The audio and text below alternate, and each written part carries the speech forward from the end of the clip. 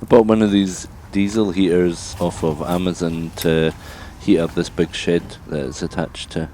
And I've been running it for a couple of weeks now, maybe a month.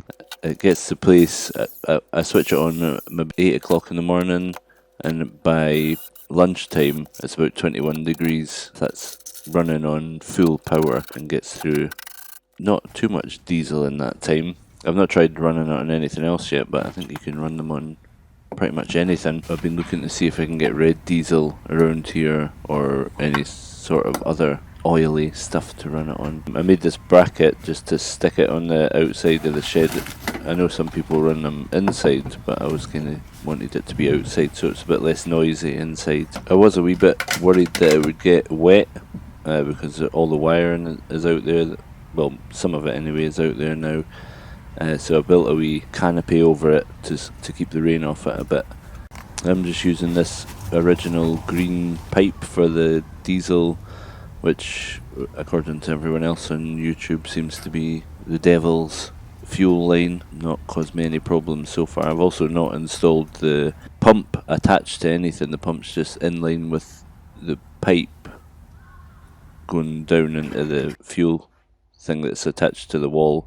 Fuel tank, because when it was attached to the shed, you could just hear this ticking from it going constantly ticking away, which was unbearable, so I just left it to float, which hasn't caused any problems so far, but I guess that might be wrong. This is me putting it on for the first time, and obviously it never worked the first time because that fuel line is extra long, and I didn't know about the mode that you could put it in to purge the fuel line so that it'll just pull the fuel through rather than trying to start up at the same time. So it took a few tries to get that going, and then I ended up just sucking the diesel up through the pipe to get it primed.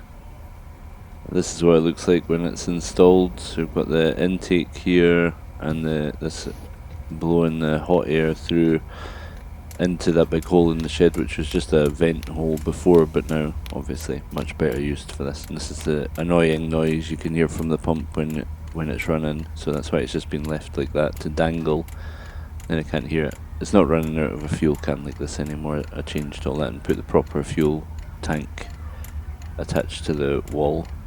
This is it, up and running. This was not too hot there just now, but it does get extremely warm coming out of that. Here's the canopy that I built. Very like rough and ready build.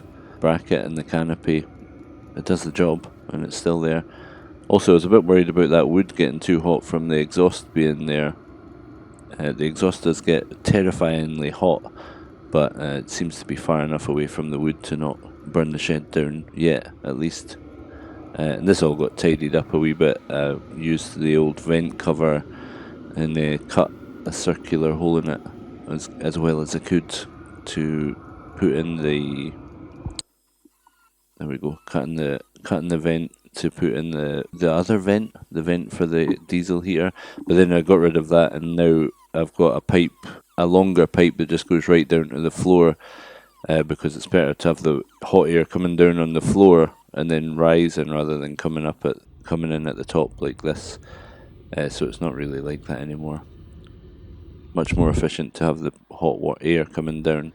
And I used this little what are they called, Wagyu connector there to extend the pump wire because it's very short, and that's it finished.